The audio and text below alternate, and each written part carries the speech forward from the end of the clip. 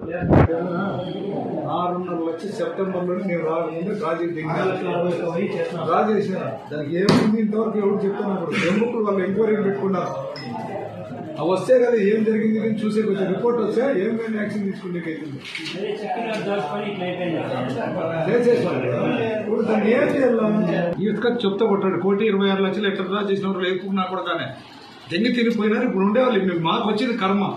చెప్పులతో కొట్టుకోండి మరి పోయి పంచాయతీ సొమ్మంతా తినేవాళ్ళు రాకూడగానే వాటికి ఎవరెవరు పేరు చెప్తారో వాళ్ళందరూ తీసుకురాడు రోడ్లకి.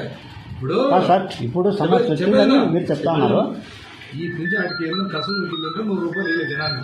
వాడు ఏం పైసా లేదు. ఆయన కూడా ఏం చేస్తాను ఇప్పుడు అమౌంట్ ప్రాబ్లము తీసుకుంటే కదా సార్ అసలు తప్ప ఏం చెప్తాడు. నా మంట కాకుండా ఇంత కాకుండా రామేశ్వరం దగ్గర కొత్తలో ఇట్లేనే దాన్ని మిమ్మల్ని ఇప్పించమన్నమాట. ఊళ్ళో నాయకులు ఉన్నారు కదా మంచిగా అవద్దు మీ ఎదురు నేను కదా కొత్తలో ఇట్లేండి అంటే నేనేమంటే లెక్క వేపిస్తానంటే ఎంత అవుతుంది దానికి 6,000 అయినా అనింది సార్ అక్కడ పని మంచిగా 1,000 రూపాయలు దాని మిమ్మల్ని నేనే వస్తా జోలు పట్టుకోవాలి ఊరి కోసం. అది ఏంది ఎండిపోయింది ఎనుగొడ్డు పిండితే రక్తం వస్తుంది అంతే. ఆ బాబు కూడా సెలవు పెట్టిపోయిందంటే మీ పంచాయతీ కూడా దిక్కు దివ్వనమాట.